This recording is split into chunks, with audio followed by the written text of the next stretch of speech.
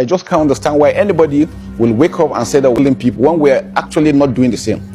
And guess what? Where the Giwa barracks you were talking about, we have all the humanitarian agencies working there. You have the UN working, local and international organizations are working. Are we saying they are complicit?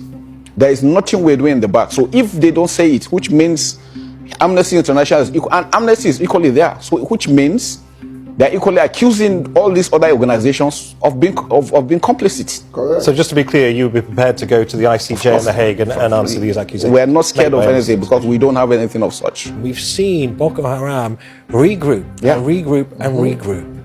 What is your answer to that? That you have in some way fed the insurgents? The problem is that I think we've talked to the international community. Let's find out the funding.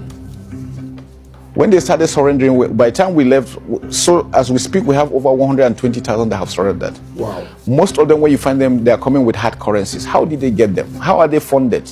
How did they get the training? How did they get the equipment? What is your suspicion? Well, maybe an international conspiracy, you don't know. Who knows? How are they be able to sustain themselves for 15 years? That is one question I think everybody should ask himself. For Nigeria to be able to hold them, and you go to Nigeria, everything seems to be working well. You must have an idea. I mean, let's not talk about international conspiracy theories. Let's give some hard facts. Well, I just leave it at that. I'm sure they know, and I'm sure everybody knows that these are the challenges we're facing that needs to be addressed. So the UN need to come in to ensure that, because we need to trace the funding. How are they sustaining themselves for 15 years? What does the UN coming in mean? What does that look like? Track the funding. It's international flow. We don't have control over that. Whose interest is it to see Nigeria destabilized? Answer. Well, I don't know. You don't know. Your guess is as good as mine. Okay, so in Nigeria, all the technology when we know, our generation now, when we know, any Yahoo boy will get $10,000. EFCC know. If they know the answer you, they know just the answer you. Because you be small cats. So they get those with the target. Any G boy, whether they pick $10,000, EFCC know you. They never just get your time.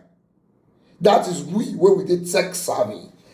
But in the same country, Boko Haram will be a Boki. We're not the tech savvy like me. He's having access to thousands, if not millions of dollars. And we never track the funds. We never find out who they fund them. Is that what Nigerian government is trying to tell me? And I'm supposed to believe that.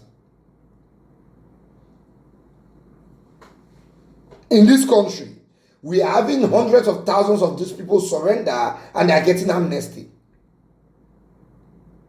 Meanwhile, people, they thief foul, they sentence them to life imprisonment inside this country. And you are expecting us to believe, say government don't know what's happened there.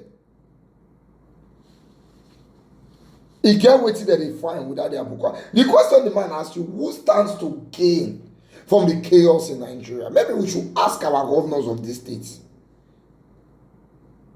Because once there's chaos in your state as a governor, you will get more security votes. UN will bring money and you are in charge of the government.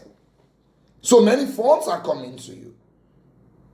So we should start asking our governors, are you sure that this chaos in those states are not favoring you? Because this thing have the hand of government written all over it. When you will see the Aboki, they said the Boko Haram so-called branded, so when they abduct people, they do all this, so they not be like we don't see 100,000 before. But you will hear that they kidnap somebody and ransom is 50 million, 60 million. Who is the money going to? Just now, Buhari administration saying they stop Naira from circulation because when they abduct somebody, they want the payments in cash.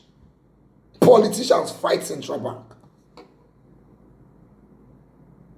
Who really stands to gain from the chaos in Nigeria? Where are these people seeing this money that they are using to sustain themselves for 15 years? This is a question that needs to be answered. And I'm sure that Nigerian government knows the answer. They don't just want to tell us.